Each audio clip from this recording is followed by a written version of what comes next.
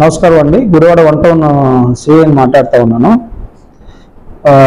ఈ మధ్య మనకి తరచుగా వస్తున్న వార్తల్లో ఈ గుడివాడ పట్టణ పరిసర ప్రాంతాల్లో ఈ లాటరీ టికెట్లు అమ్మకం జరుగుతుంది. దానివల్ల ప్రజలు, సామాన్య ప్రజలు, బడుగు బలహీన వర్గాలకు సంబంధించిన వ్యక్తులు అందరూ కూడా దీనికి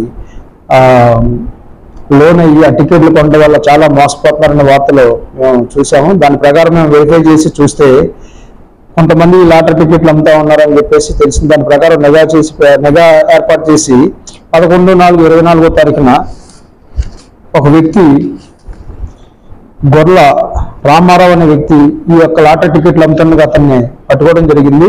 పట్టుకుని అతను విచారిస్తే మా విచారణ తెలిసిందంటే ఇతనితో పాటు కట్టా వెంకట నాగకుమారస్వామి అనే వ్యక్తి కూడా ఉన్నాడని, ఇతనే ప్రధాన సూత్రధారని, ఇతని ద్వారానే లాటరీ టికెట్లు అమ్ముకోవడం జరుగుతుందని మీద ఆ రోజు అతను పట్టుకుని క్రైమ్ నెంబర్ 127/24 కింద కేసు నమోదు చేశాము, లాటరీ టికెట్ల యాక్ట్ కింద.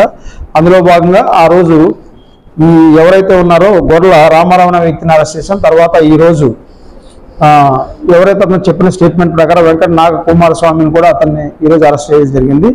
వీళ్ళందరినీ కూడా బైండ్ ఓవర్ చేసి ఫర్దర్గా సత్ప్రవర్తన కలిగే విధంగా మళ్ళీ ఎటువంటి నేరాలు జరగకుండా చూసే విధంగా చూస్తాం. Thank you.